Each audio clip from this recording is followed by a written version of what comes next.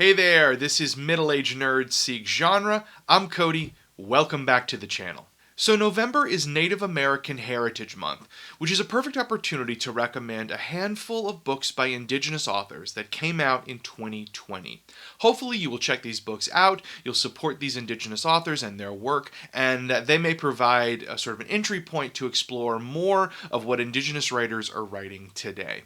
First up is one of my absolute favorite books of 2020. I know it's been talked about in a lot of other circles, especially on Horror BookTube, but first up is The Only Good Indians by Stephen Graham Jones.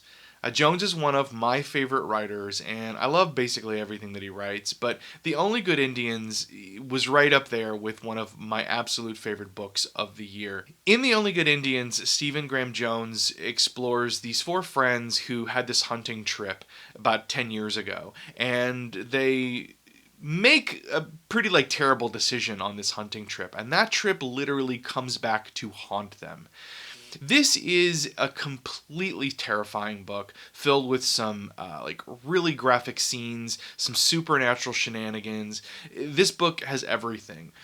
What makes this book really special is the way that it sort of explores these characters' relationships to their indigenous identities and their communities and how they fit into them. It really opens a window into a world that we don't normally see in fiction, and I greatly appreciated that with this book. The Only Good Indians is beautifully written. It is a terrifying book, one of the best horror books of the year. Big recommend if you haven't checked it out yet. Get it in before 2020 is done. The next book on the list is This Town Sleeps by Dennis E. Staples. This is a debut novel. Dennis is an Ojibwe writer, and I really had a great time with this book. So This Town Sleeps is the story of Marion, who begins this relationship with this in-the-closet guy that he's had kind of a crush on for a while. They start hooking up, but, Marion starts to really fall for him. And the book is partially about this queer relationship that Marion is trying to navigate.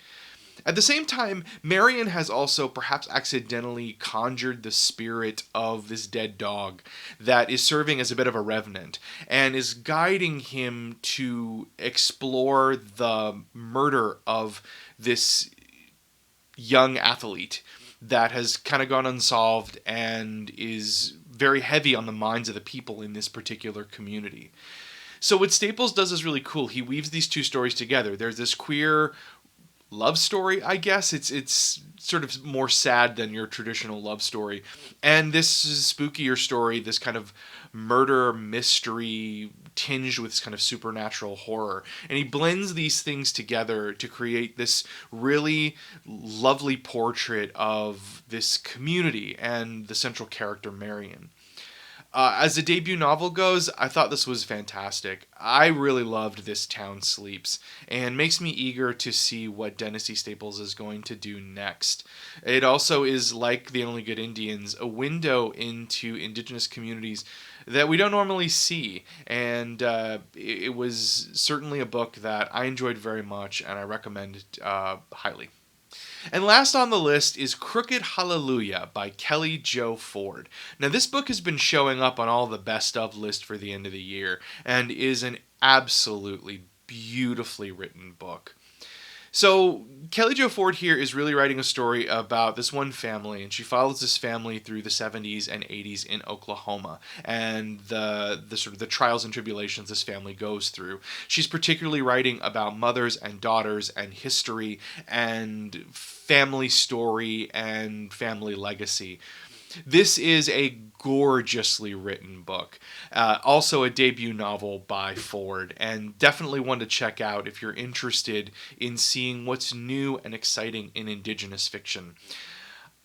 This sort of steps outside of my normal reading. This isn't like a genre book, so to speak. But there's the argument that everything is genre, but this is just a very elegant novel, a lovely book. I'm very excited to see it showing up on a lot of the best of lists for the end of the year. I think it definitely deserves it.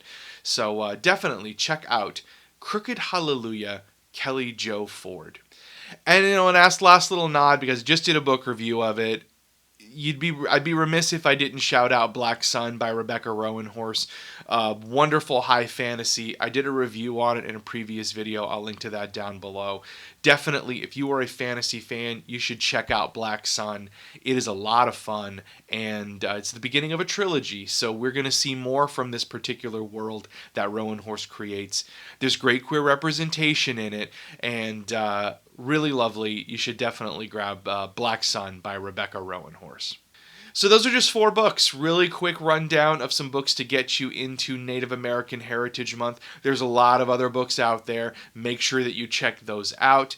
Support the work of Indigenous writers across genre, and I'll see you in the next video.